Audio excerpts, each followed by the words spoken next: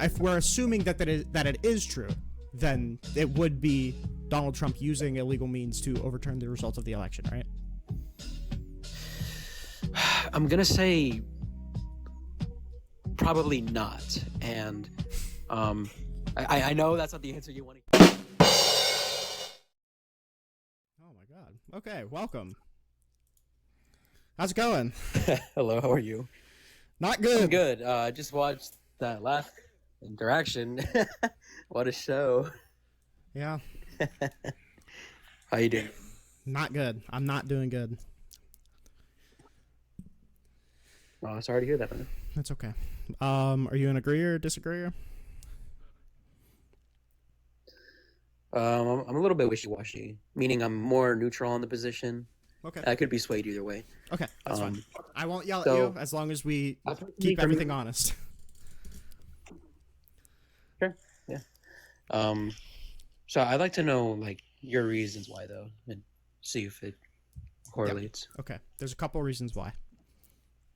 The first of which is that right now there's an ongoing legal contest because Donald Trump tried to strip citizenship from people who got their citizenship under the 14th Amendment, which says that if you are born here and you're subject to the jurisdiction of the United States, then you are a citizen. Donald Trump tried to, through executive order, rewrite that amendment to say that the jurisdiction thereof means that you cannot have illegal immigrant parents. That's the first attack on the Constitution, I think. The second attack on the Constitution is that the First Amendment protects the right of the free press, and he is saying that it should be illegal for the press to post 90% negative stories about him. I think that is a blatant violation of the First Amendment. Just today, Steve Bannon, a close personal advisor of Donald Trump, said that he would support Donald Trump running for a third term, Trump 2028, and he said that Trump isn't ready to come out and say that yet, but he will be,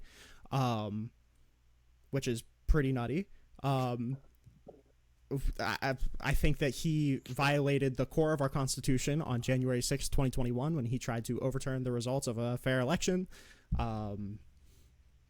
What else? He tried to say that you should get a year in prison if you burn the American flag, something that has been upheld in Supreme Court precedents. Yeah, I heard that. You should get your citizenship revoked if he burns the flag. Yeah, that's super against the First Amendment.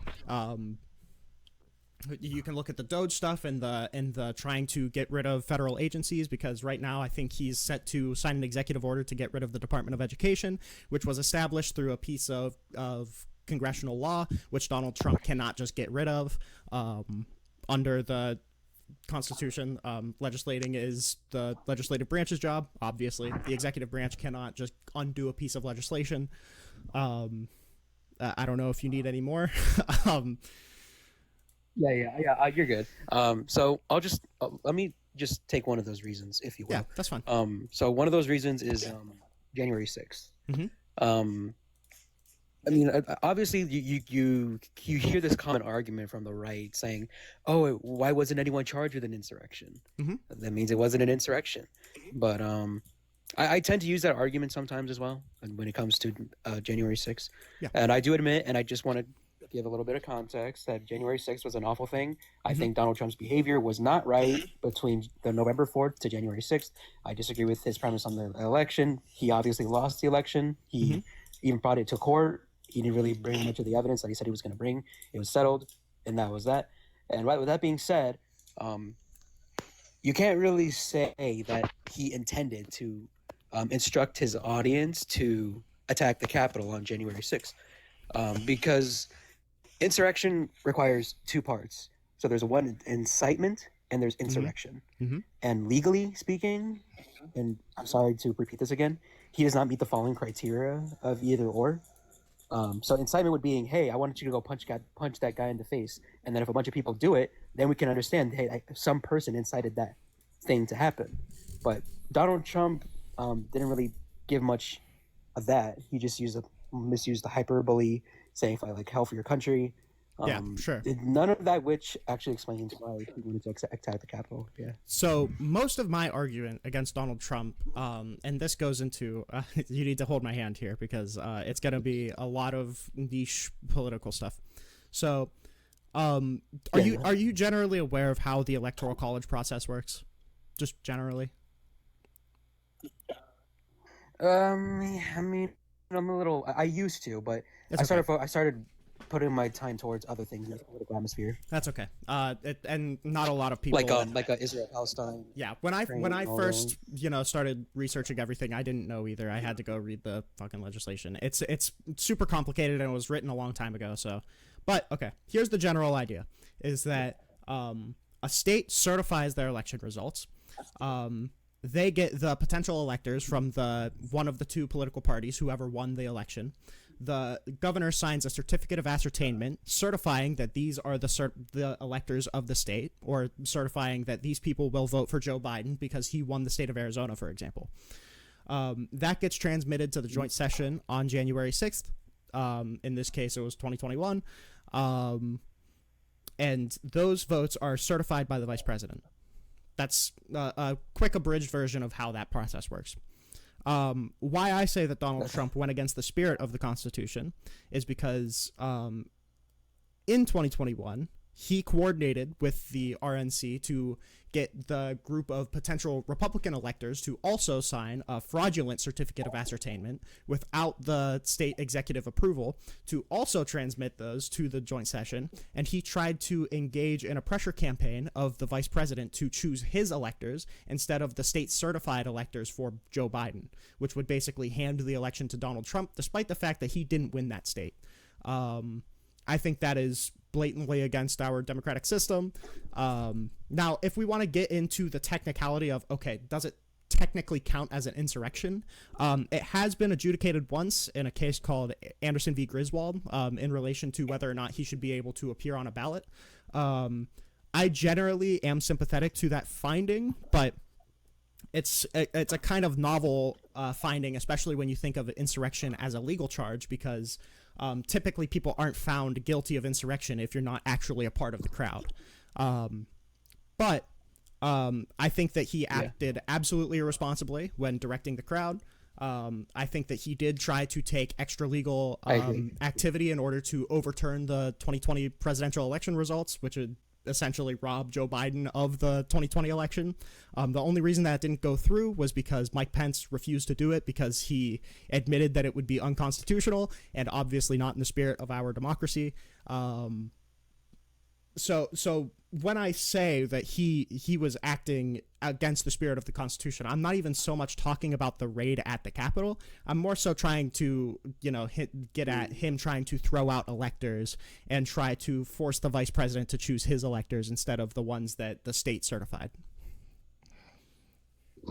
Yeah, all of which I disagree with. I've already contested to this earlier. And when people talk about January 6th, sometimes people mostly talk about the attack on the Capitol.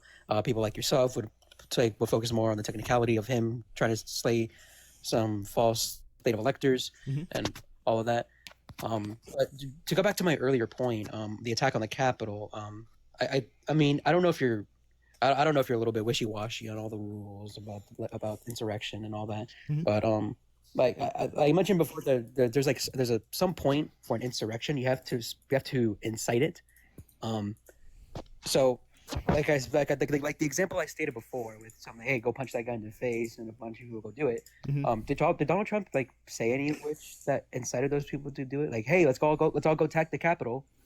Was there any quote of him saying that? There was "We are going to march on to the Capitol." There was no direct incitement of violence, but I don't think that most times you even need a direct incitement of violence to prove incitement. I don't think you need to say, go punch that guy in the face in order to incite violence. There just needs to be a reasonable person would suspect that this would cause violence. I'm kind of wishy-washy in the sense that I think that's really hard to prove, especially given that Donald Trump hasn't, he was very careful with his words in the speech. But regardless of that, I think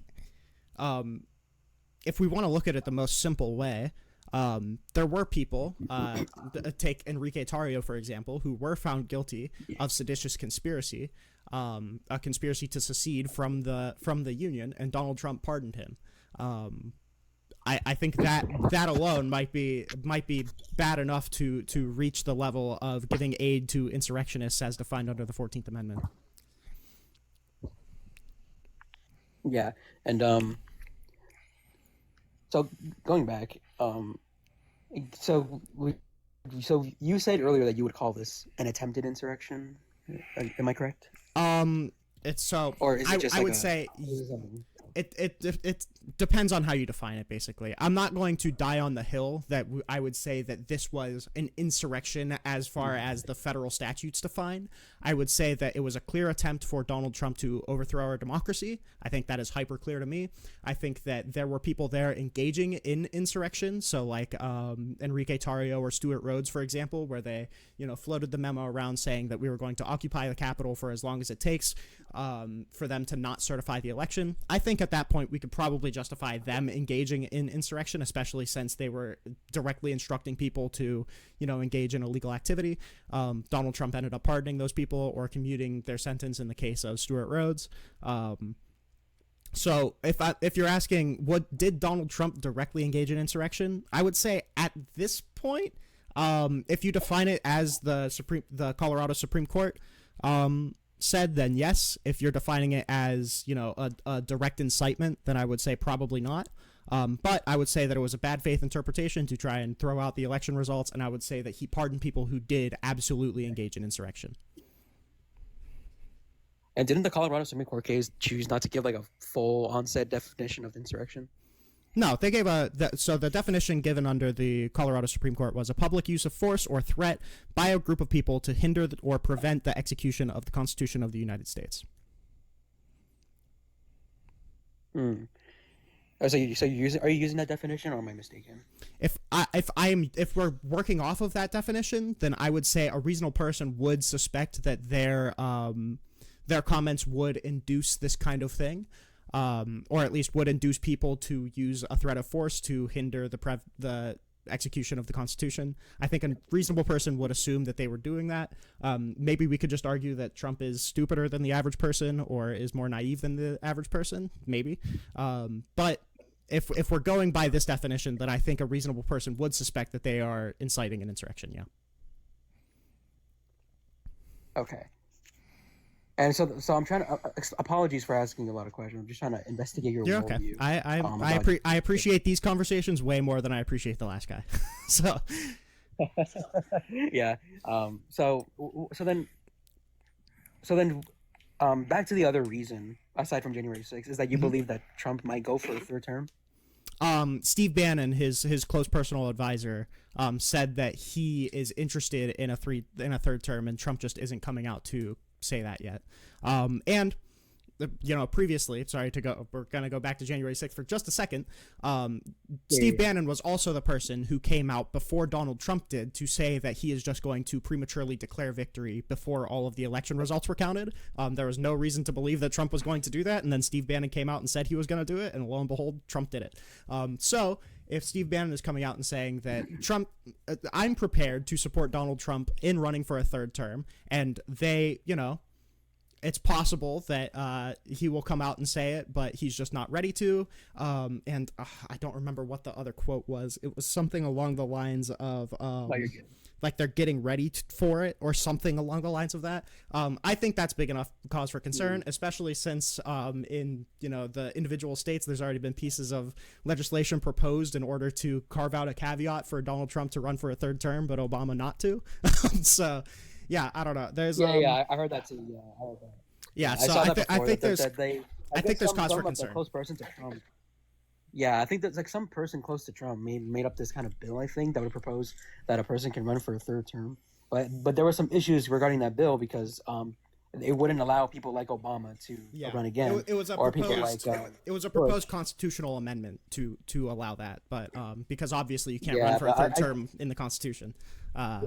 Yeah, I doubt that they're gonna pass that. Let's be honest. Yeah, it's dead in the water. But the fact that it was proposed, and the fact that Trump's close personal advisors are coming out and saying that it's a thing that Trump is looking at, and that he will probably come out later and start justifying it, I think that's cause for concern, or at least cause enough to say that the Constitution is under threat. Would you believe that if he could run for a third term, he would actually? Yes. Why is that? because it doesn't seem like that this is going to be kind of self-referential, but it doesn't seem like the Constitution has bound him before, and his close personal advisors are coming out and saying that he will. So that's it's probably not the like if you're not already like 90% with me, it's probably not the most convincing argument, but. Considering Bannon's history with signaling Trump's future actions in 2020, I think that this is a lot closer to being concerning than, a testimony from literally anybody else on anything else. Yeah, and sorry, going back to January 6th. Mm-hmm.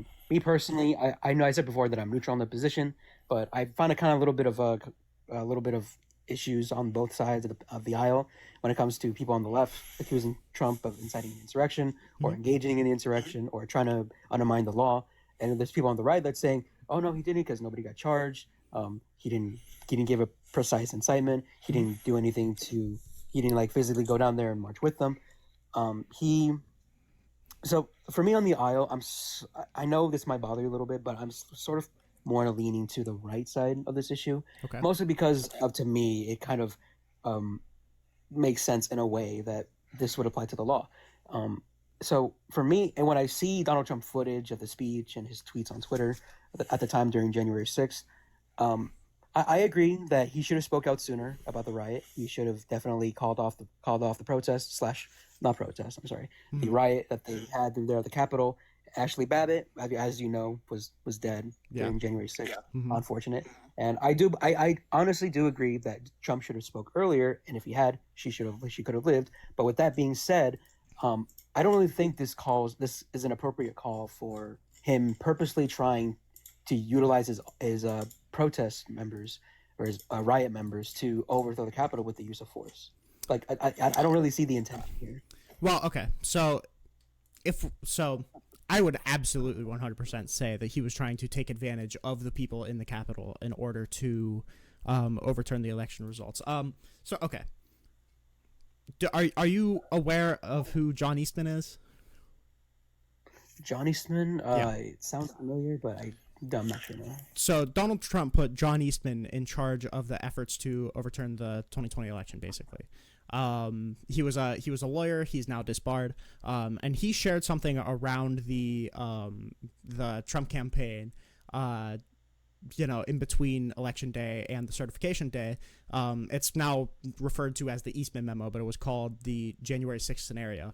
And it laid out the whole process of submitting alternate electors and trying to get the vice president to throw out, the certified electors in favor of Trump's electors. And in that memo, he openly admits that it would diverge from the procedures laid out in the Electoral Count Act, which is a concession that it is violating the Electoral Count Act. Would you agree that at that point, it does constitute him trying to usurp the law in order to make himself the president again? Well, again, he was president during January 6th, so if he wanted to, you could have just utilized the military to overthrow the government. Okay, yes, but that... You're kind of walking off the question a little bit.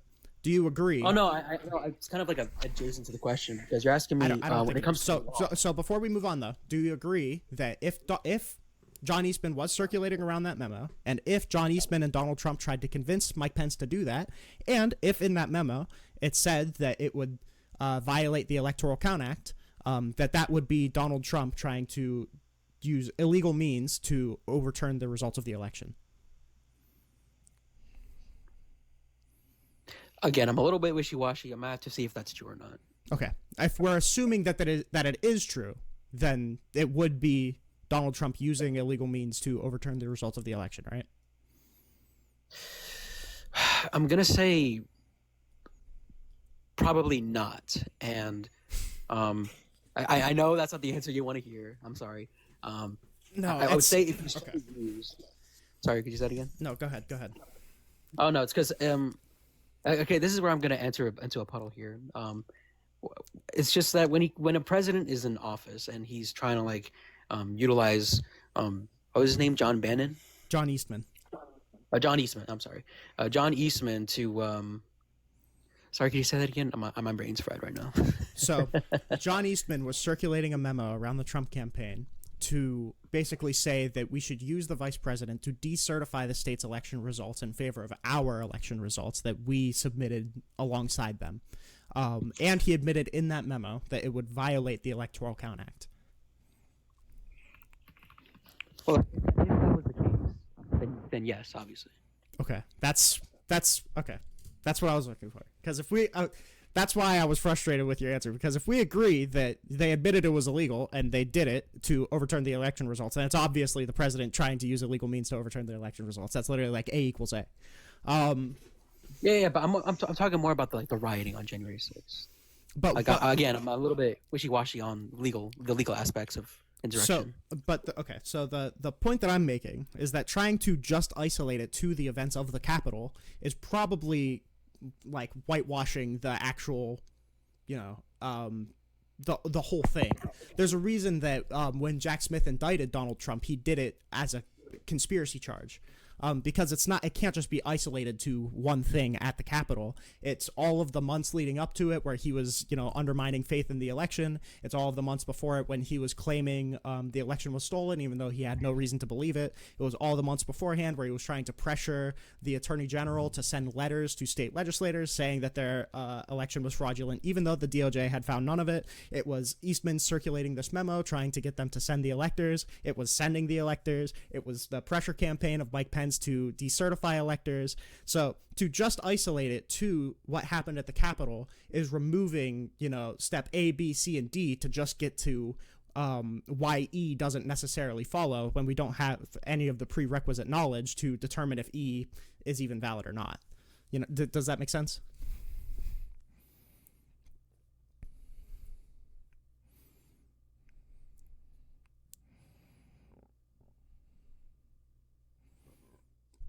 Okay. That's okay.